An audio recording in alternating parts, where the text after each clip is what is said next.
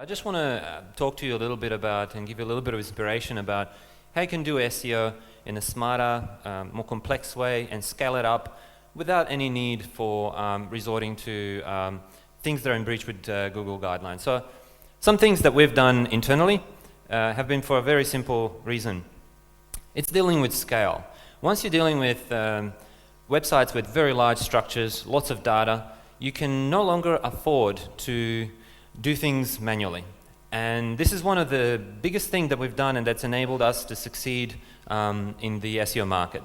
So everything is about that we've done is about giving up on 100% manual work, which means we allow our consultants to have more time to think about things rather than pushing numbers and crunching data. So everything that we do is about strategy and decision making. And one of the examples that I want to give you today is something that we've developed over the years and it's evolved with us, which is our phrase potential calculation. So I'll give you a brief intro as to how it works and how we've structured this. And you'll have the opportunity to see this in much more detail if you join my training session. So here's how this works. We've got a bunch of phrases that we already rank for.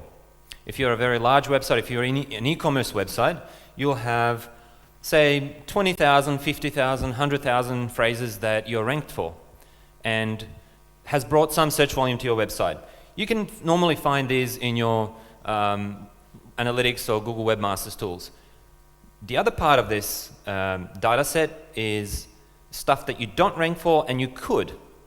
So we combined these two data sources to come up with a nice target list in our research stage. So the first one, Google Webmasters Tools and Analytics. The second one, Google Keyword Tool or any other tool which is capable of showing up good keywords that you don't rank for. So here's what we do with this. If you have a look at this diagram here, first thing we observe is the impressions, right? So the first step we do is we go to Google Webmasters Tools, go to the search queries part and download all the data. I know that a lot of people say, oh, Google Webmasters Tools is not absolute data, you know, it's inaccurate and this and that. But guess what? Google Analytics is also rounded stats and figures, and if you want absolute accuracy, you will go and look at your log files.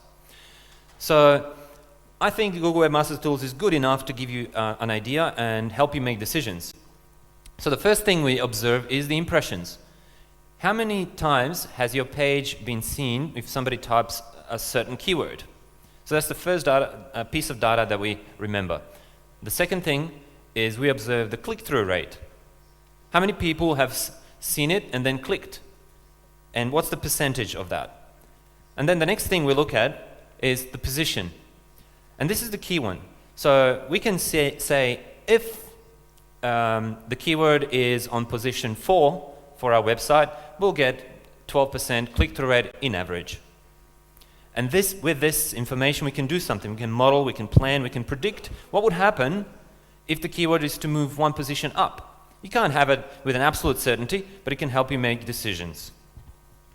So finally, we observe clicks, and we can say, okay, so this keyword had that many impressions, that's its click-through rate, that's its position when it was clicked on, and this is how many clicks it had. So we're dealing with the ranking phrases at this point in time.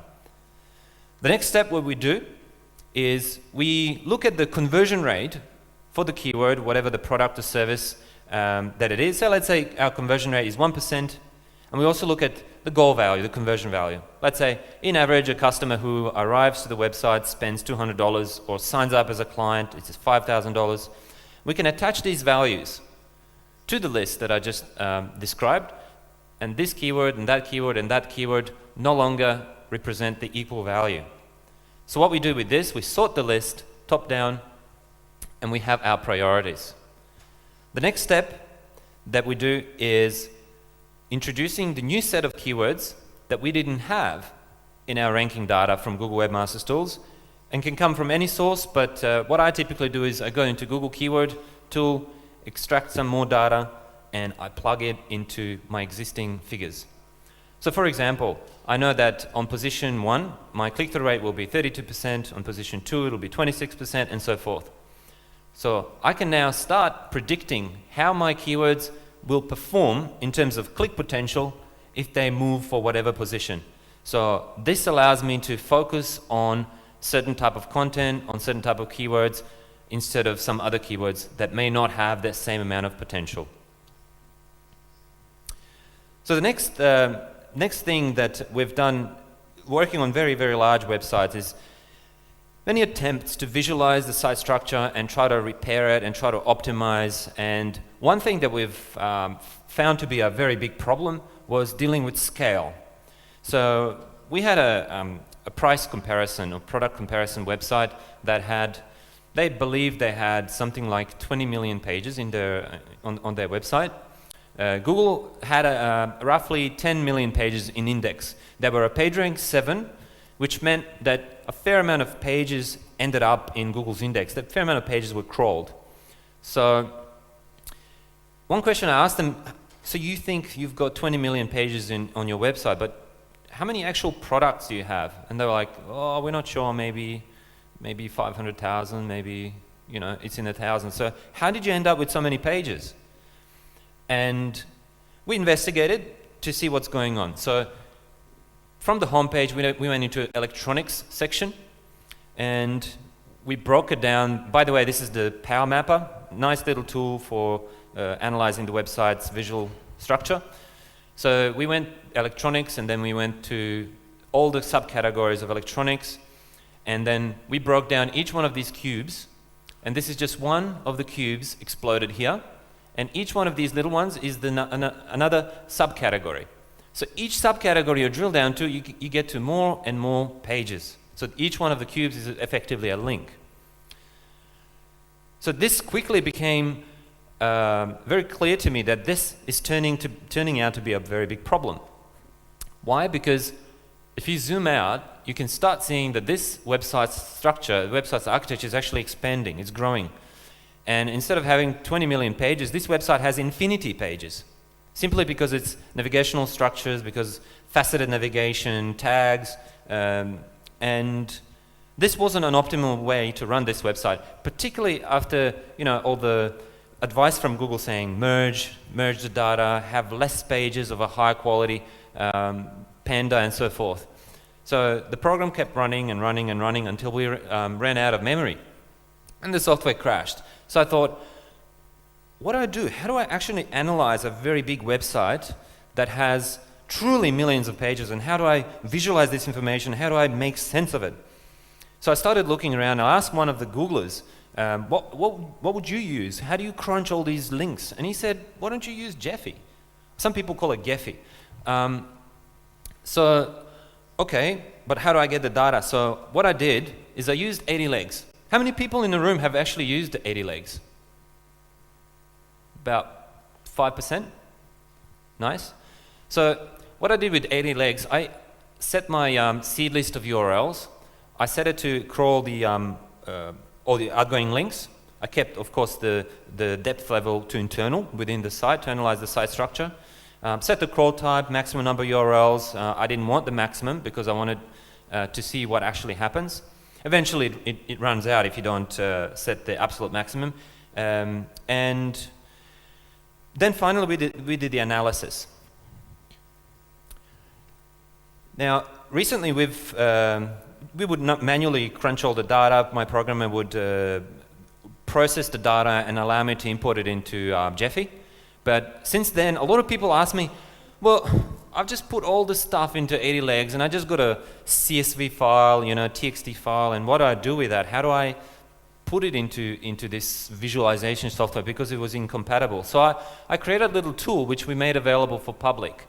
So basically what you do is you export stuff from 80 legs. You can even run a free crawl on 80 legs, plug it into this, and it'll give you a Gephi-friendly CSV file. And what I mean by this, it'll allow you to plug it into this tool here, which allows you to do large-scale visualizations of complex web structures, including very, very complicated websites. So what we did here is we visualized the site structure, we calculated internal PageRank calculation, just a normal PageRank formula with the dampening factor and the rest, and we try to understand the internal link flow and some of the other advanced statistics. And this gave us things like this. There's a number of transformations you can do within Gephi, but one of my favorites is to understand how important are the pages on your site. This is not external PageRank. This is not the PageRank that Google assigns to you. This is the internally calculated PageRank, which means this page got most of the internal links. I'm guessing that's a home page. But if you suddenly, so this graph goes like this and shows all these are links, internal links, and these are actual pages, so nodes and edges. So as you can see, these pages are getting less and less popular. I'm guessing this is top level navigation, and these are some of the categories and so forth. And this goes like this, very big circle, right? And you can transform in any number of ways, whatever suits your style and whatever helps you visualize. But what we've discovered is a lot of pages, a lot of internal pages actually weren't part of the navigation, but they were receiving a lot of internal link love. And they didn't deserve that. They were not top level product pages. So going back to my initial part of the presentation, which says, how do you prioritize your work? You look at the keywords that will bring the highest level of clicks with the least amount of effort. And visualizing a website in this way can help you understand if some pages are getting more link juice than deserve and some pages are getting too little links. There's some tools that are helpful in helping you visualize complex structures. Obviously, my two favorites are the Gephi and 80 Leaks. So one of the things that we've done with this methodology was also look at the external links pointing into the website. So we looked at the links that have negative impact, we looked at the links that have positive impact. We've used then in a number of different tools, including Majestic. Flow metrics are quite good. And we've sort of ignored the links that are just sort of in between. They're not going to help you, they're not going to hurt you either. And here's one of the visualizations that we've created. So this was part of the natural link profile, and we started to understand what are the top links within our link profile that are really, really heavy. So it helped us understand how they interact together. In the same way, we've started to analyze what are the most popular pages on our website and why are people linking to them? What makes a page popular? So instead of going around and begging people for links, link building, you send an email, the usual stuff. What I like to start with is analyzing the existing content and asking myself a question: why did this deserve a link in the first place? And how can I replicate this type of page? Because if that page already brought some natural links, how can I make more of those pages to earn more natural links without having to go around and begging for links? Here's an example of the link spam stuff that we analyzed using the same methods. So basically we found a collection of all the links that we didn't like within the client's link profile, and we did an analysis, and we found a lot of commonalities. We found a lot of interaction and a lot of similarities, like they're almost genetically related, little link networks that were connected together. Link networks tend to go from a central point, sort of like a PageRank feeder, and they go into second tier and the third tier, and that's how they sort of distribute, unless we're talking about expire domain networks which have independent PageRank sources. But anyway, this helped me visualize and understand how easy it is to find a pattern in a link network, and helped us determine what are the biggest offenders and help us prioritize which links to remove first. What is the highest liability we have? So with those links, we either deleted them, corrected them if there was a chance to correct, or move.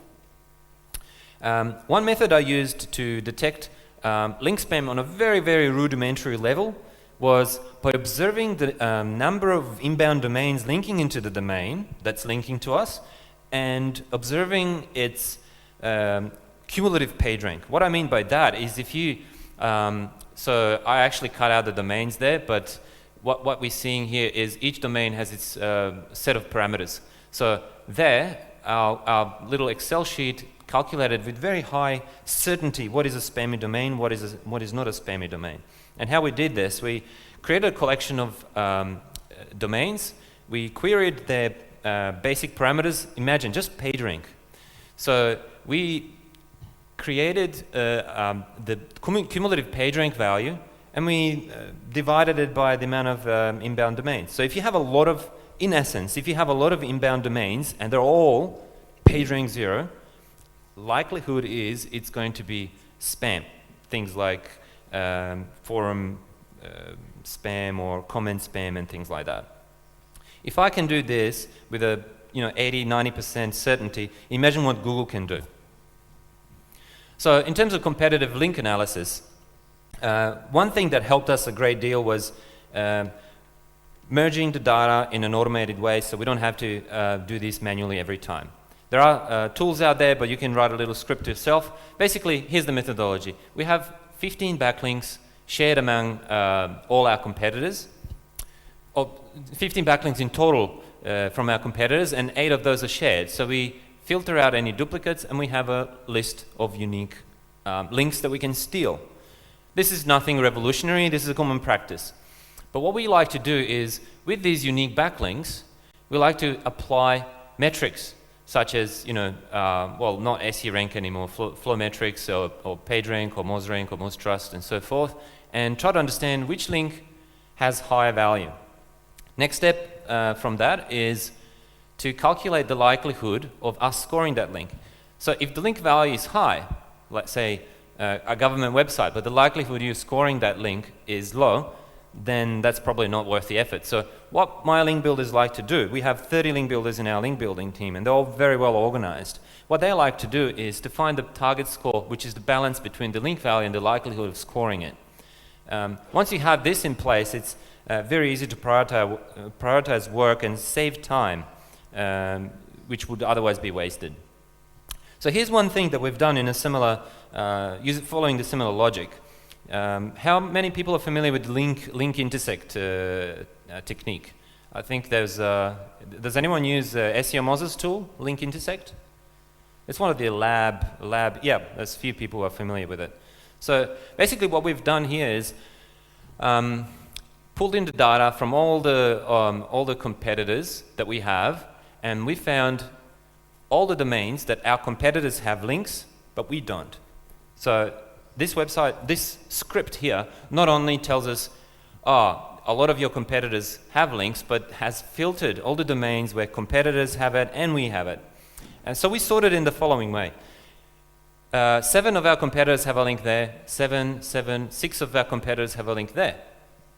That means that it's pretty easy to get a link there because so many of our competitors already have it. And we used this methodology for a while, and we realized, well, some of those domains are really crap. So what we did, we used, well, Alexa, not so reliable, but say domain authority, citation flow, trust flow, and now you can start sorting and prioritizing your work, because you could be, there's, let's say you discover 1,000 links that you can get. Where do you start? It's all about not wasting time. It's all about automating your workflow and having it optimized. So we can sort things by trust flow, citation flow, and start from that point, or the balance between the likelihood and the flow metrics. Similar to that, we also have a link database and a link building toolbar. So our link builders can just click and find information about a website, or even instructions if somebody's contacted that person in the past. This has saved an enormous amount of hours in the link building process. Here's one of my favorite tools that we used internally, and then it became quite popular, and we sort of gave it out to public, which pretty much, if you could please remove this pop-up there. Thanks. All right, so it gives you a dashboard, and you can essentially discover the links as they happen. So what we've got here is a list of links that have occurred naturally.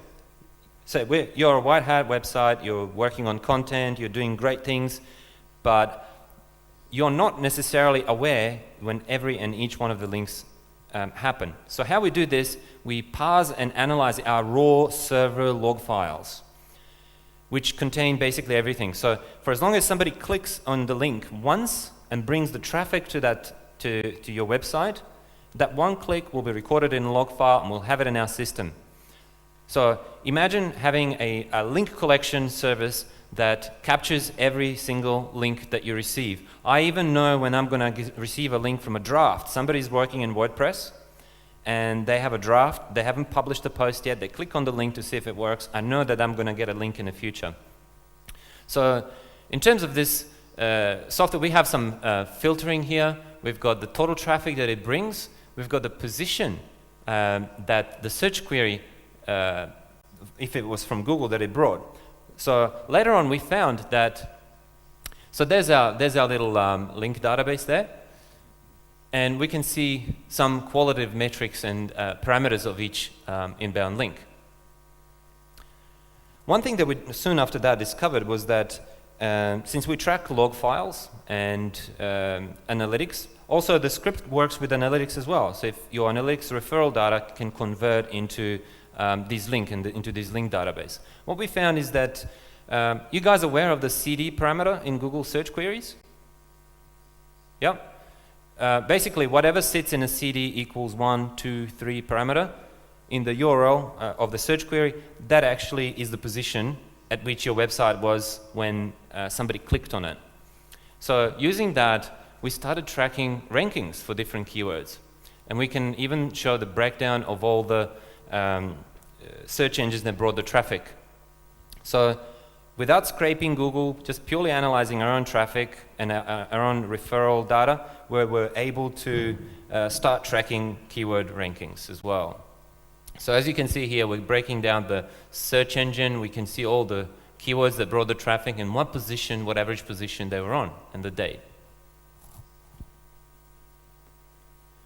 So then we created a little filter that can filter everything by country. So we can see to a specific country what keywords they brought and what positions were for that country as well. And finally, using this, we were able to track the fluctuations in the rankings for that particular keyword. So I guess the end message that I have for you today is the fact that there are some things that should be automated in SEO and there are some things that should not be automated in SEO. For example, link building. You can't just assume that you can automate link building and spam the web and expect that you'll last for a very, very long time. Because there's always that risk of being caught and being penalized. But there are numerous things that you can optimize within your own process, within your own data set, and automate things that allows your people, your staff to focus on more intellectual tasks rather than pushing data. All right, so how much time have we got left, or if at all?